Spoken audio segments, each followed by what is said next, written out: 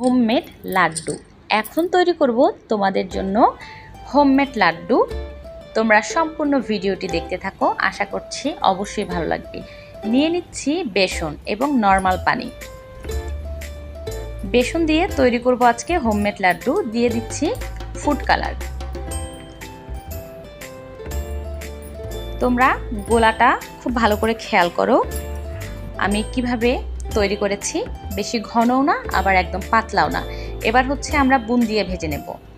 একটু ধৈর্য ধরে করতে হবে।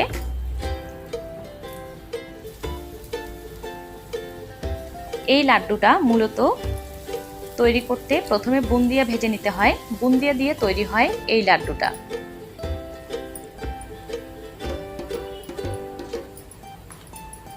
এখন আমি বুন্দিয়া ভেজে নিচ্ছি, এরপরে শিরা তৈরি করতে হবে। তোমরা যারা যারা আমার এই ছোট্ট মিনি কিচেনের হোমমেড লাড্ডু খেতে চাও, এখনই চলে আসো, তোমাদের সবার আমন্ত্রণ। তোমাদের জন্য তৈরি করছি লাড্ডু। খুবই মজাদার একটি খাবার এবং খুবই ইজি একটি রেসিপি। তোমরা যারা যারা বাসায় এই লাড্ডু তৈরি করতে চাও, অবশ্যই আমার ভিডিওটি মন দিয়ে দেখবে এবং তোমরা অবশ্যই তৈরি করে খাওয়ার পর বুঝতে পারবে যে কতটা মজার। শিরা তৈরি করার জন্য দিয়ে দিলাম পানি এবং চিনিটা দিয়ে দিচ্ছি। যে যতটুকু পরিমাণে তোমরা মিষ্টিটা খেতে চাও ততটুকু পরিমাণে চিনিটা নিয়ে নিবে।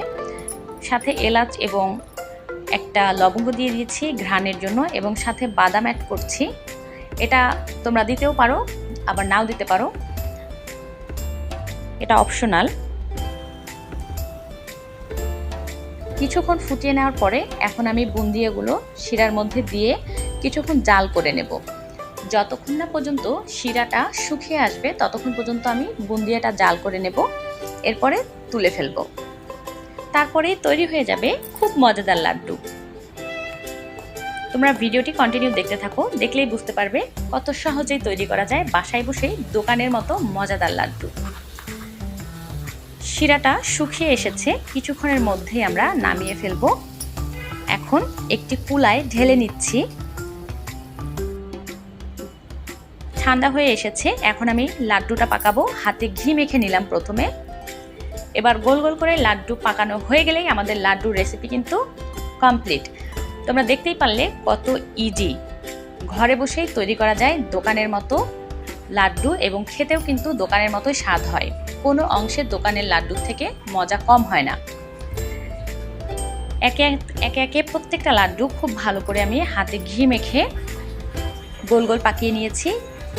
লাড্ডু বানানো শেষে আমি হচ্ছে গিয়ে বাদাম দিয়ে একটু ডেকোরেট করে দেব।